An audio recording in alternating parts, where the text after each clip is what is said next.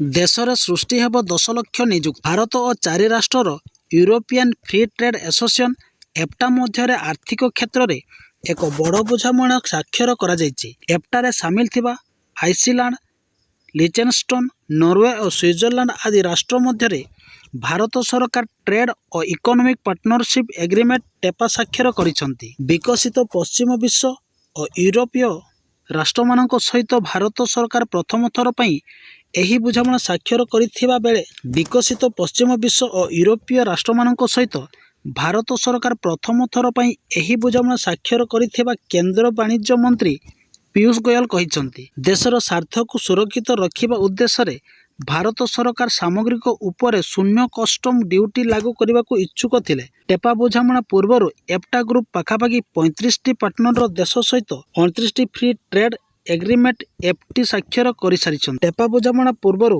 ଏଫ୍ଟା group ପାଖାପାଖି 35ଟି partner ଦେଶ ସହିତ 29ଟି ଟ୍ରେଡ୍ ଏଗ୍ରିମେଣ୍ଟ ଏଫ୍ଟି ସ୍ୱାକ୍ଷର କରିସାରିଛି।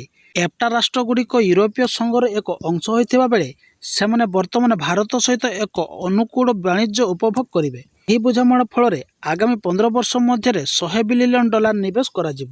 ଫଳରେ ଭାରତରେ 10 ଲକ୍ଷ ଚାକିରି ସୃଷ୍ଟି ହେବ ବୋଲି କୁହାଯାଇଛି। ପ୍ରତି ଚାଷୀଙ୍କୁ ମିଳିବ 3,000 ଟଙ୍କା। ଆବେଦନ ପ୍ରକ୍ରିୟା ଆରମ୍ଭ। ଚାଷୀଙ୍କ କଲ୍ୟାଣ ପାଇଁ ବିଭିନ୍ନ ପ୍ରକାର ଯୋଜନା ଆରମ୍ଭ କରିଛନ୍ତି ସରକାର।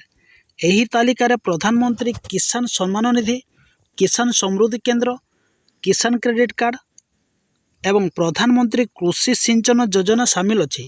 ଏହିସବୁ ଯୋଜନା ମାଧ୍ୟମରେ ବିହନ ଠାରୁ ଆରମ୍ଭ କରି ଚାଷୀଙ୍କୁ ଅନ୍ୟାନ୍ୟ ଋଣ ମଧ୍ୟ ପ୍ରଦାନ କରାଯାଉଛି। କିଷାନ ସମ୍ମାନ ନିଧି ଯୋଜନା ମାଧ୍ୟମରେ ଚାଷୀଙ୍କୁ ବର୍ଷକୁ 2,000 ଲେଖାଏଁ ଟଙ୍କା ଯୋଗାଇ ଦିଆଯାଉଛି। ପ୍ରତି 3 ମାସରେ ଏହି ଟଙ୍କା ଚାଷୀଙ୍କ ଆକାଉଣ୍ଟକୁ ପଠାଯାଉଛି। ବର୍ତ୍ତମାନ ଏହି ଯୋଜନାରେ ସାମିଲ ହେବାକୁ ଚାଷୀଙ୍କୁ ସରକାର ଆହ୍ୱାନ ଦେଇଛନ୍ତି। ଏବେ ସୁଦ୍ଧା 2 କୋଟିରୁ ଅଧିକ ଚାଷୀ ଏହି ଯୋଜନାରେ ପଞ୍ଜୀକରଣ କରିସାରିଛନ୍ତି। ଏହି ଯୋଜନାରେ ଚାଷୀଙ୍କୁ ମାସିକ 3,000 ଟଙ୍କା ପ୍ରଦାନ କରାଯିବ। ଯଦି ହିତାଧିକାରୀଙ୍କ ମୃତ୍ୟୁ ହୋଇଯାଏ ତେବେ 50% ଫ୍ୟାମିଲି ପେନସନ ପ୍ରଦାନ କରାଯିବ। ଘରେ ମୋଦି ନା ଧରିଲେ ସ୍ୱାମୀଙ୍କୁ ଖାଇବାକୁ ଦିଅନି। ମହିଳା ଭୋଟରଙ୍କୁ କେଜରିୱାଲଙ୍କ ନୂଆ ସ୍ଲୋଗାନ। ଘରେ ଯଦି ସ୍ୱାମୀ ମୋଦି ନା ଜପ କରନ୍ତି ତେବେ ତାଙ୍କୁ ଖାଇବାକୁ ଦିଅନ୍ତୁ ନାହିଁ। 24 ନିର୍ବାଚନ ପୂର୍ବରୁ କେଜରିୱାଲଙ୍କର ଏହି ମନ୍ତବ୍ୟ ଏବେ ଚର୍ଚ୍ଚାର ବିଷୟ ପାଲଟିଛି। ଗତକାଲିର କାର୍ଯ୍ୟକ୍ରମରେ ସେ ମହିଳାମାନଙ୍କୁ କହିଛନ୍ତି, ଅନେକ ପୁରୁଷ ଏବେ ମୋଦି ନାମ ଜପ କରୁଛନ୍ତି। ସେମାନଙ୍କୁ ଆପଣ ଠିକ୍ କରିପାରିବେ। ଯେଉଁମାନଙ୍କ ସ୍ୱାମୀ ମୋଦି ନାମ ଜପ କରୁଛନ୍ତି ସେମାନେ ସ୍ୱାମୀଙ୍କୁ ଖାଇବାକୁ ଦିଅନ୍ତୁନି। ଆମ୍ ଆଦମୀ ପାର୍ଟିକୁ ସମର୍ଥନ କରିବା ପାଇଁ ପରିବାର ଲୋକଙ୍କୁ କୁହନ୍ତୁ। ଏମିତିକି ଆପ୍କୁ ସମର୍ଥନ କରିବା ପାଇଁ ସେମାନଙ୍କୁ ଆପଣମାନଙ୍କ ମୁଣ୍ଡ ନୁଆଁଇ ଶପଥ କରିବାକୁ କୁହନ୍ତୁ। ଏହାଛଡ଼ା କେଜରିୱାଲ ସେଠାରେ ଉପସ୍ଥିତ ଥିବା ମହିଳାଙ୍କୁ କହିଛନ୍ତି ଯେ ଯେଉଁ ମହିଳାମାନେ ବିଜେପିକୁ ସମର୍ଥନ କରୁଛନ୍ତି ସେମାନଙ୍କୁ କୁହନ୍ତୁ, ମୁଁ ତାଙ୍କ ପାଇଁ ମାଗଣା ବିଜୁଳି କରିଛି, ବସ୍ରେ ଯିବା ଆସିବା ପାଇଁ ମାଗଣା କରିଛି। ଏବେ ମୁଁ ମହିଳାମାନଙ୍କୁ ମାସକୁ 1,000 ଟଙ୍କା ଲେଖାଏଁ ଦେବି। ବିଜେପି ତାଙ୍କ ପାଇଁ କିଛି ବି କରିନି। କାହିଁକି ସେମାନେ ବିଜେପିକୁ ଭୋଟ ଦେବେ? ଏଥର କେଜରିୱାଲଙ୍କୁ ଭୋଟ ଦେବେ। ମହିଳାଙ୍କ ବିକାଶ ନାଁରେ ବିଜେପି ଠକେଇ କରୁଛି। କ୍ୟାବିନେଟ ନିଷ୍ପତ୍ତିକୁ ଓଷ୍ଟାର ବିରୋଧ। ବ୍ଲକ ଗ୍ରାଣ୍ଟ ଶିକ୍ଷକଙ୍କ ଅବସରକାଳୀନ ସହାୟତା ନିଷ୍ପତ୍ତିକୁ ଓଷ୍ଟା ବିରୋଧ କରିଛି। କ୍ୟାବିନେଟର ଏପରି ନିଷ୍ପତ୍ତିକୁ ବିକଳାଙ୍ଗ ଓ ବିକୃତ ମାନସିକତା କହିଛି ଓଷ୍ଟା। ଏଥିସହିତ ହାଇକୋର୍ଟଙ୍କ ନିର୍ଦ୍ଦେଶ ମୁତାବକ ଓଷ୍ଟା ପେନସନ ଦାବି କରିଛି। କ୍ୟାବିନେଟର ଏହି ନିଷ୍ପତ୍ତିକୁ ବିରୋଧ କରି ଆଜି ଅର୍ଥାତ୍ 11 ଓ 12 ତାରିଖରେ ବିଶାଳ ସମାବେଶ କରିବାକୁ ସଂଘ ପ୍ରସ୍ତୁତ ହେଉଛି। ଆସନ୍ତା 15 ତାରିଖରୁ ଆରମ୍ଭ ହେବ ମେଟ୍ରିକ୍ ଖାତା ଦେଖା ପ୍ରକ୍ରିୟା। 14 ତାରିଖରୁ ନିୟୋଜିତ ହୋଇଥିବା ଶିକ୍ଷକ ଶିକ୍ଷୟିତ୍ରୀମାନେ ମୂଲ୍ୟାୟନ କେନ୍ଦ୍ରରେ ରିପୋର୍ଟ କରିବେ। ପ୍ରାୟ 16,000 ଶିକ୍ଷକ ଶିକ୍ଷୟିତ୍ରୀମାନେ ଖାତା ଦେଖାରେ ସାମିଲ ହେବେ ବୋଲି ବୋର୍ଡ ପକ୍ଷରୁ କୁହାଯାଇଛି। ସଠିକ୍ ମୂଲ୍ୟାୟନ ପାଇଁ ସମସ୍ତଙ୍କୁ ନିର୍ଦ୍ଦେଶ ଦିଆଯାଇଛି। ବିଶେଷ କରି ନିର୍ଭୁଲ ମୂଲ୍ୟାୟନ ଉପରେ ଗୁରୁତ୍ୱ ଦେବାକୁ ବୋର୍ଡ ପରାମର୍ଶ ଦେଇଛି। 12ରୁ 15 ଦିନ ମଧ୍ୟରେ ଖାତା ଦେଖା ପ୍ରକ୍ରିୟା ଶେଷ ହେବ ବୋଲି ବୋର୍ଡ ପକ୍ଷରୁ ସୂଚନା ଦିଆଯାଇଛି। ଗ୍ରୀଷ୍ମ ପ୍ରବାହ ପୂର୍ବରୁ ମୂଲ୍ୟାୟନ ଶେଷ କରାଯିବ। ଯେଉଁ ଶିକ୍ଷକ ଓ ଶିକ୍ଷୟିତ୍ରୀମାନେ ଖାତା ଦେଖାରେ ସାମିଲ ହେବେ ସେମାନଙ୍କୁ ସ୍ୱତନ୍ତ୍ର ପ୍ରଶିକ୍ଷଣ ମଧ୍ୟ ଦିଆଯାଇଛି। ମୂଲ୍ୟାୟନ କେନ୍ଦ୍ରରେ ପର୍ଯ୍ୟାପ୍ତ ପରିମାଣର ପିଇବା ପାଣି ଏବଂ ଫ୍ୟାନ୍ର ବ୍ୟବସ୍ଥା କରିବାକୁ ମଧ୍ୟ ବୋର୍ଡ ପରାମର୍ଶ ଦେଇଛି। ବ୍ଲକ ଗ୍ରାଣ୍ଟ କର୍ମଚାରୀଙ୍କ ଅନୁକମ୍ପାମୂଳକ ସହାୟତା ରାଶି ବୃଦ୍ଧି। ମୁଖ୍ୟମନ୍ତ୍ରୀ ନବୀନ ପଟ୍ଟନାୟକ ରବିବାର ରାଜ୍ୟର ବିଭିନ୍ନ ଅନୁଦାନ ପ୍ରାପ୍ତ ବେସରକାରୀ ଉଚ୍ଚତର ଶିକ୍ଷା ଅନୁଷ୍ଠାନରେ କାର୍ଯ୍ୟ କରୁଥିବା ବ୍ଲକ ଗ୍ରାଣ୍ଟ ଅନୁଦାନ ପରିସରଭୁକ୍ତ କର୍ମଚାରୀମାନଙ୍କ ପାଇଁ ବିଭିନ୍ନ ସେବା ସୁବିଧା ଘୋଷଣା କରିଛନ୍ତି। ବ୍ଲକ ଗ୍ରାଣ୍ଟ କର୍ମଚାରୀମାନେ ବାର୍ଷିକ 15 ଦିନର ସାମୟିକ ଛୁଟି ପାଇବା ସହିତ 180 ଦିନର ମାତୃତ୍ୱ ଛୁଟି ମଧ୍ୟ ପାଇବେ।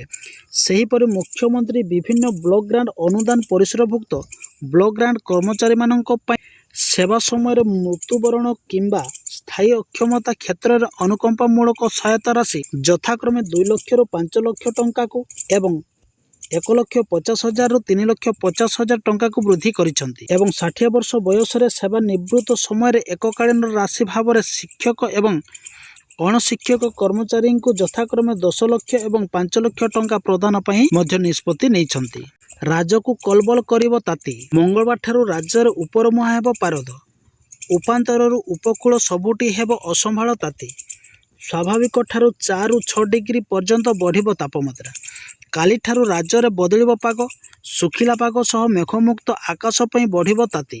ଉପକୂଳ ଓଡ଼ିଶା ଅପେକ୍ଷା ଆଭ୍ୟନ୍ତରୀଣ ଓଡ଼ିଶା ହେବ ଅସମ୍ଭାଳ। ଅଧିକାଂଶ ସହରର ତାପମାତ୍ରା 40 ଡିଗ୍ରୀ ଛୁଇଁବା ଆଶଙ୍କା କରାଯାଉଛି। ଉପକୂଳ ଓଡ଼ିଶାରେ ତାତି ସହ ଗୁଳୁଗୁଳି କରିବ ଅସ୍ତବ୍ୟସ୍ତ। ରାଜଧାନୀ ଭୁବନେଶ୍ୱର ସମେତ କଟକ, ଖୋର୍ଦ୍ଧା, ଗଞ୍ଜାମ, ଗଜପତି, ମାଲକାନଗିରି, ନବରଙ୍ଗପୁର, ନୟାଗଡ଼, ବଲାଙ୍ଗୀର, ସୋନପୁର, ବୌଦ୍ଧ, ସମ୍ବଲପୁର, ବରଗଡ଼, ଅନୁଗୁଳ ଏବଂ ଢେଙ୍କାନାଳରେ ଗ୍ରୀଷ୍ମ ପ୍ରବାହ ହେବା ନେଇ ଆକଳନ କରିଛି ପାଣିପାଗ ବିଭାଗ। ସେପଟେ ଗାଁଠାରୁ ସହର ଏବେ ସବୁଠୁ ସକାଳ 7 ବାଜିଲେ ଟାଇଁ ଟାଇଁ ଖରା ହେଉଛି। ଘରୁ ବାହାରିବା ମୁସ୍କିଲ ହୋଇପଡ଼ୁଛି। ଗୁଳୁଗୁଳି କରୁଛି ନାକେଦମ। ମାର୍ଚ୍ଚ ପ୍ରଥମ ସପ୍ତାହରେ ଏପରି ଅବସ୍ଥା ହେଲେ ଏପ୍ରିଲ ମେରେ କ'ଣ ହେବ ବୋଲି ଲୋକେ ଏବେଠୁ ଛାନିଆ ହେଲେଣି। ଭାରତୀୟ କ୍ରିକେଟ ଦଳ 3ଟି ଫର୍ମାଟରେ ନମ୍ବର 1। ଇଂଲଣ୍ଡ ବିପକ୍ଷ ଟେଷ୍ଟ ସିରିଜରେ 4-1ରେ ବିଜୟରୁ ଭାରତ ର୍ୟାଙ୍କିଙ୍ଗରେ ପରିବର୍ତ୍ତନ। ଏହି ବିଜୟ ସହିତ ରୋହିତ ଶର୍ମାଙ୍କ ଦଳ ଆଇସିସି ଟେଷ୍ଟ ମାନ୍ୟତାରେ ପ୍ରଥମ ସ୍ଥାନରେ ପହଞ୍ଚିଛି। ପୂର୍ବରୁ ଟି20 ଏବଂ ଦିନିକିଆରେ ଶୀର୍ଷରେ ରହିଥିଲା ଭାରତ। ଭାରତୀୟ ଦଳ ଟେଷ୍ଟ ଏବଂ ଟି20ରେ 1 ନମ୍ବର ସ୍ଥାନରେ ରହିଥିଲା ଏବଂ ଦକ୍ଷିଣ ଆଫ୍ରିକା ବିପକ୍ଷ ଦିନିକିଆ ସିରିଜରେ 2-1ରେ ଜିତିବା ପରେ ଏହା ମଧ୍ୟ ଆଇସିସି ର୍ୟାଙ୍କିଙ୍ଗରେ ଦିନିକିଆରେ ପ୍ରଥମ ସ୍ଥାନ ହାସଲ କରିଥିଲା। ତେବେ ଦକ୍ଷିଣ ଆଫ୍ରିକା ବିପକ୍ଷ ଟେଷ୍ଟ ସିରିଜ 1-1ରେ ଡ୍ର ହେବା ପରେ ଭାରତ ନମ୍ବର 1 ର୍ୟାଙ୍କିଙ୍ଗ ହରାଇଥିଲା। ବର୍ତ୍ତମାନ ବିଶାଖାପଟ୍ଟନମ, ରାଜକୋଟ, ରାଞ୍ଚି ଏବଂ ଧର୍ମଶାଳା ଟେଷ୍ଟରେ ଇଂଲଣ୍ଡ ବିପକ୍ଷରେ ଜିତିବା ପରେ ଟିମ୍ ଇଣ୍ଡିଆ ପୁଣି ଥରେ ଟେଷ୍ଟରେ 1 ନମ୍ବର ଦଳ ହୋଇପାରିଛି। 3ଟି ଫର୍ମାଟରେ ଭାରତ ନିଜର ଆଭିମୁଖ୍ୟ ବଜାୟ ରଖିଛି। ଦଳ ବର୍ତ୍ତମାନ ଟେଷ୍ଟ ର୍ୟାଙ୍କିଙ୍ଗ ଟେବୁଲରେ 122 ରେଟିଂ ପଏଣ୍ଟ ପାଇଛି। 117 ରେଟିଂ ପଏଣ୍ଟ ସହ ଅଷ୍ଟ୍ରେଲିଆ ଦ୍ୱିତୀୟ ସ୍ଥାନରେ ଥିବାବେଳେ ଇଂଲଣ୍ଡ 111 ରେଟିଂ ପଏଣ୍ଟ ସହ ତୃତୀୟ ସ୍ଥାନରେ ଅଛି। ପାକିସ୍ତାନରେ ଆତ୍ମଘାତୀ ବିସ୍ଫୋରଣ, 2 ଜଣଙ୍କର ମୃତ୍ୟୁ। ପାକିସ୍ତାନର ପେଶାବର ସ୍ଥିତ ବଡ଼ ବଜାରରେ ରବିବାର ଏକ ଆତ୍ମଘାତୀ ବିସ୍ଫୋରଣରେ 2 ଜଣଙ୍କର ମୃତ୍ୟୁ ହେବା ସହ ଜଣେ ଆହତ ହୋଇଛନ୍ତି। ସୂଚନା ଅନୁସାରେ ଯେଉଁ 2 ଜଣ ମୃତ୍ୟୁ ହୋଇଛନ୍ତି ସେମାନେ ପାକିସ୍ତାନ ଆଇଏସ୍ଏସ୍ର ଅଧିକାରୀ। ବିସ୍ଫୋରଣ ପରେ ଉଦ୍ଧାରକାରୀ ଦଳ ଘଟଣାସ୍ଥଳରେ ପହଞ୍ଚି ଉଦ୍ଧାର କାର୍ଯ୍ୟ ଜାରି ରଖିଥିଲେ। ଆହତଙ୍କୁ ତୁରନ୍ତ ନିକଟସ୍ଥ ହସ୍ପିଟାଲରେ ଭର୍ତ୍ତି କରାଯାଇଥିଲା ଏବଂ ଘଟଣାସ୍ଥଳକୁ ଯାଞ୍ଚ ପାଇଁ ଘେରାବନ୍ଦୀ କରାଯାଇଥିଲା। ତେବେ ଏହି ବିସ୍ଫୋରକ ପଛରେ କାହାର ହାତ ଅଛି ଏପର୍ଯ୍ୟନ୍ତ ଜଣାପଡ଼ିନି। ଏନ୍ଏମ୍ଏମ୍ଏସ୍ ପରୀକ୍ଷାରେ 2 ଛାତ୍ରଙ୍କ ସଫଳତା। ଜାତୀୟ ଆୟ ଭିତ୍ତିକ ମେଧାବୃତ୍ତି ଏନ୍ଏମ୍ଏମ୍ଏସ୍ ପରୀକ୍ଷାରେ ସିନାପାଲି ଗୋଷ୍ଠୀ ଶିକ୍ଷା ଅନ୍ତର୍ଗତ ଚଳନା ଉଚ୍ଚ ପ୍ରାଥମିକ ବିଦ୍ୟାଳୟର 2 ଜଣ ଅଷ୍ଟମ ଶ୍ରେଣୀର ଛାତ୍ରୀ ପଦ୍ମା ବରଗତ ଓ ରାକ୍ଷୀ ପୂଜାରୀ ସଫଳତାର ସହ ଉତ୍ତୀର୍ଣ୍ଣ ହୋଇ ଉକ୍ତ ବୃତ୍ତି ପାଇବାକୁ ଯୋଗ୍ୟ ବିବେଚିତ ହୋଇଛନ୍ତି। ଖବର ପ୍ରକାଶ ହେଲା ପରେ ବିଦ୍ୟାଳୟର ଛାତ୍ରଛାତ୍ରୀ, ଶିକ୍ଷକ ଶିକ୍ଷୟିତ୍ରୀ, ପରିଚାଳନା କମିଟି ଓ ଅଭିଭାବକ ମହଲରେ ଆନନ୍ଦ ପ୍ରକାଶ ପାଇଛି।